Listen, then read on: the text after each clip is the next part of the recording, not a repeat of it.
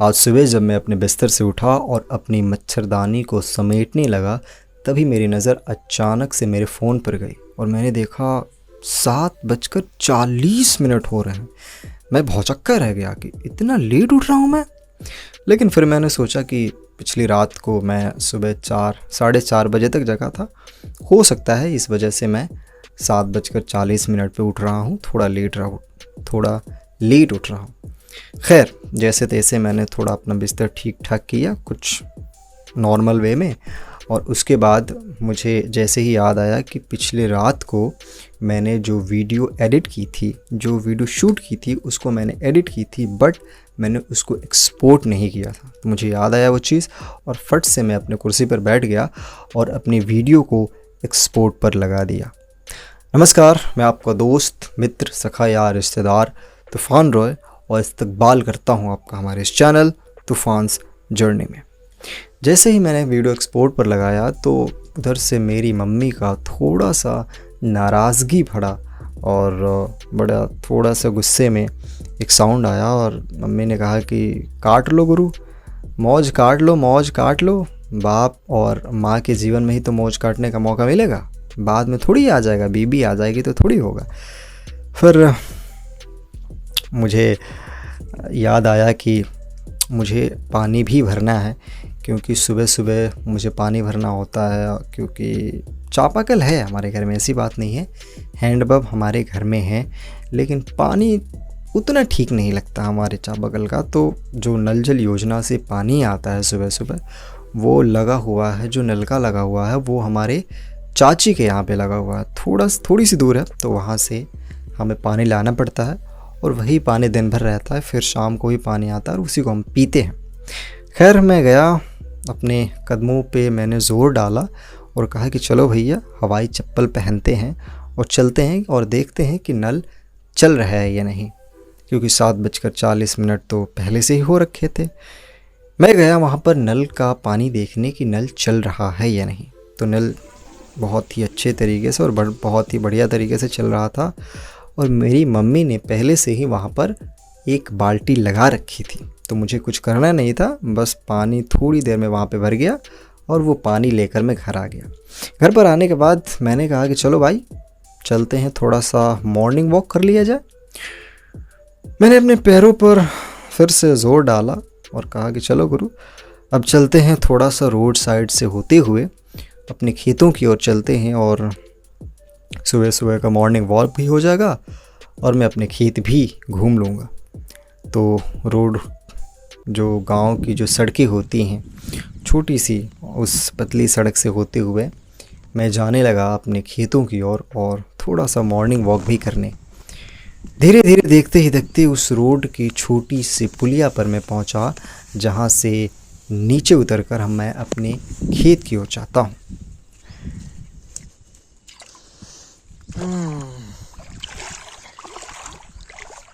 देखो गुरु, अगर इस बार मैं सोच रहा हूँ कि जो समितियाँ होती हैं ना, दशहरे पूजे आयोजित करवाने वाली, उनसे मैं थोड़ा बात करूं और उनसे कहूं कि जो आप सब रावण के पुतले जलाते हो साहब, मेरी समस्याओं का भी जला दो यार कभी कभार, एक बार।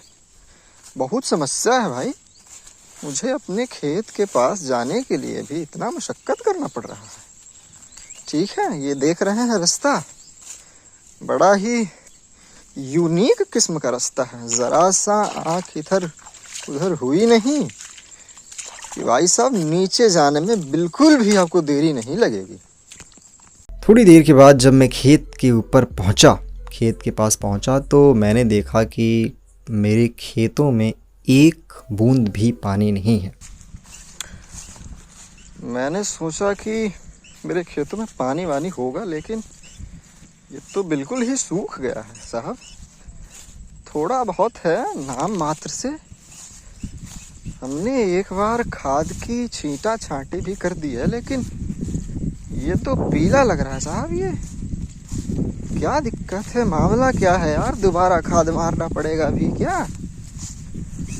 चलिए देखते हैं, बाकी ठीक ठाक ही लग रहा है, उतना बिगड़ा हुआ भी नहीं है हमारा खेत। ये है हमारे ताऊ जी का खेत। ये देख रहे हो, 11,000 वोल्ट का जो पोल है, खंभा, हमारे खेत के बीच में लगा दिया है साहब ये लोग ने। पिछले दिनों बारिश ठीक ठाक हुई थी तो पानी जो था वो हमारे खेत में एकदम लबालब भरा हुआ था। बहुत ज़्यादा दिन की बात नहीं है, मुश्किल से 5-7 दिन की बात है। लेकिन अभी फ़िलहाल जब मैंने देखा तो खेतों में पानी एक बूंद भी नहीं था। हालांकि खेतों में नमी थी, मिट्टी में नमी अभी थी, लेकिन पानी नहीं था। और फिर मेरी नज़र गई कि साहब मेरे खेत जो है वो थोड़े थोड़े पीले पड़ रहे हैं। क्योंकि अब मुझे नहीं पता क्यों पीले पड़ रहा है, क्योंकि और मुझे एक बात और वहाँ पे याद आई कि मैंने पिछले दिनों ही तो मैंने खाद का छिड़काव किया था। मैंने खुद खाद का छिड़काव किया था पिछले दिनों, लगभग आज से 15 दिन पहले। खैर, वहाँ से किसी तरह मैं आया, धीरे धीरे आराम से अपना मॉर्निंग वॉक करते हुए मैं घर पर आया। और यहाँ पर आने के बाद अच्छे से नहा धोकर ब्रेकफास्ट किया। ब्रेकफास्ट करने के बाद हुआ साहब कुछ ऐसा कि मुझे लगा कि चलो अब कुछ करते हैं। तो ब्रेकफास्ट करने के बाद मैं अपने चेयर पे बैठ गया अपने लैपटॉप के आगे। लेकिन कुछ भी शुरू करने से पहले थोड़ा सा वाइब तो आना चाहिए ना, थोड़ा मिजाज तो रंगीन करना पड़ता है। तो मैंने सोचा कि चलो थोड़े से गाने वाने देख लेते हैं। मैंने थोड़े पंजाबी गाने लगाए इंटरनेट से, कुछ पंजाबी गाने मैंने सुने। और सुनने के बाद मेरा और मन होता गया कि और सुनो। यही तो मेरी दिक्कत है ना, मेरी सबसे बड़ी प्रॉब्लम है। अगर कोई चीज़ जो है वो मैं करने लगता हूँ, जो जैसे गाने सुनना हो गया या फिर बाहर टहलने जाना हो गया, तो बहुत देरी लग जाती है। तो थोड़ी देरी हो गई। और ऐसा तो होता ही है, जैसा कि आपने सुना ही होगा कि जैसे ही आप ब्रेकफास्ट वगैरह करते हैं तो उसके बाद होता कुछ ऐसा है कि हमें नींद आने लगती है बड़ी ज़ोरदार। और सच कहूँ तो मुझे इसका कुछ ज़्यादा ही असर होता है। मुझे जब नींद आती है ना तो मुझे कुछ नहीं दिखता। मतलब जब खाने के बाद नींद आती है, चाहे वो ब्रेकफास्ट हो चाहे वो लंच हो, डिनर के टाइम पे इतना नहीं होता, लेकिन सबसे ज़्यादा कब होता है वो सुबह में होता है। ब्रेकफास्ट करने के बाद मुझे बहुत गहरी नींद आती है कुछ टाइम के बाद, आधे घंटे के बाद। तो मुझे नींद गुरु आने लगी बहुत तेज़ की। तो मैंने सोचा कि अब ठीक है, थोड़ा सा रेस्ट कर लेते हैं, 20-30 मिनट रेस्ट करेंगे, उसके बाद अपना उठ के अपना काम जो भी करना होगा करेंगे। लेकिन यही तो गड़बड़ है मेरे अंदर। मैं गया रेस्ट करने, सोचा कि थोड़ा सा नैप लूँगा 20-30 मिनट का, और गुरु देखते ही देखते निकल गए 2.5 घंटे। मैं लगभग 11 बजे, पौने 11 बजे के आसपास मैं बिस्तर पे गया, लेटा तो उठा कब, 1:30 बजे, 1:30 पे। बहुत बेकार हुआ। अब ऐसा नहीं करना चाहिए। यदि दिन में आपको नींद लगे तो मुश्किल से 30 मिनट या ज़्यादा से ज़्यादा हो जाए तो 1 घंटे की नींद लेनी चाहिए, और इतना ही ठीक है। लेकिन अब मैं ही समझा रहा हूँ और मैं ही गलती कर रहा हूँ। तो अब देख रहे हो ना आप लोग, मैं खुद ही समझा रहा हूँ, खुद ही गलती कर रहा हूँ। तो ऐसा नहीं करना चाहिए। मैं कोशिश करूँगा, धीरे धीरे खुद में भी सुधार करने की कोशिश करूँगा। लेकिन ठीक है, जब मैं उठा तो फिर मैंने थोड़े बहुत लंच वगैरह किया। उसके बाद मैं अपनी चेयर पे बैठा और सोचा कि चलो भाई, थोड़ा सा अपना जो एनिमेशन जो सीख रहा हूँ उस पर थोड़ा काम किया जाए। तो मैंने अपना एनिमेट सीसी ओपन किया, जो अडोब का एनिमेट सीसी सॉफ्टवेयर आता है, उसको मैंने अपने सिस्टम में ओपन किया। और उसमें मैं एक मंकी का कैरेक्टर ट्रेसिंग करने लगा। लगभग मैंने माउथ का सारा ट्रेसिंग लगभग मैंने कंप्लीट कर दिया। बॉडी का जो पार्ट है वो रह रहा था, तो उसको मैंने सोचा कि मैं बाद में करूँगा। फिर जैसे धीरे धीरे शाम हुई तो मैंने सोचा कि चलो अब क्या करें, थोड़ा सा एक्सरसाइज करते हैं और थोड़ा सा जॉगिंग वॉगिंग कर लेते हैं। कल से ही, सच कहूँ तो कल नहीं, परसों से शायद मैंने स्टार्ट किया है एक्सरसाइज वगैरह करना। घर में ही थोड़ा सा लाइट वेट मैंने एक्सरसाइज की, जंपिंग वगैरह, हल्के फुल्के पुशअप्स पुलअप्स और प्लैंक वगैरह, ये सारी चीज़ें मैं थोड़े बहुत घर पे करता हूँ। और रोड साइड जाता हूँ थोड़ा बहुत जॉगिंग करने के लिए, मुश्किल से 1 किलोमीटर की जॉगिंग करता हूँ, बहुत ज़्यादा नहीं करता हूँ। ठीक है, उधर से जॉगिंग करके आया तो पसीने से मैं तरबतर था। तो फिर मैं शाम को मैं नहाया। अच्छे तरीके से नहाने के बाद रात के 8 बज चुके थे। ये सारी चीज़ें करते करते रात के 8 बज चुके। फिर मैंने सोचा कि अब तो 8 बज गए, अब क्या किया जा सकता है। तो शाम को मैंने गोदान, जिसके बारे में मैंने आपको बताया, ये किताब ये जो किताब है, इस किताब को उठाई और पढ़ने बैठ गया। थोड़ा सा मैं आपको इस किताब के बारे में बताता हूँ। हालांकि उस दिन भी मैंने इसके बारे में ज़िक्र किया था, लेकिन उतना सही से मैंने इस बुक के बारे में नहीं बताया था। इस बुक के बारे में आप सीधे तौर पर आप ये बात समझ लिए कि ये जो पूरा पूरा बुक है, ये जो पूरा जो उपन्यास है, वो एकदम प्योर, एकदम ट्रूली विलेज पर बेस्ड है। अब ऐसा भी नहीं है कि आजकल के आमतौर पर जो गांव होते हैं, आजकल के गांव थोड़े से ठीक ठाक हैं। जो शहरों में फैसिलिटीज़ हैं, कमोवेश वो गांव में भी आ चुकी है। तो इसमें जिस गांव की बात की गई है वो एकदम देहात है, वो एकदम देहात। मुझे ऐसा लगता है कि जिस गांव की चर्चा इसमें की गई है वो लगभग 70 के दशक का गांव होगा। मुझे, ये मेरा अनुमान है पर्सनल।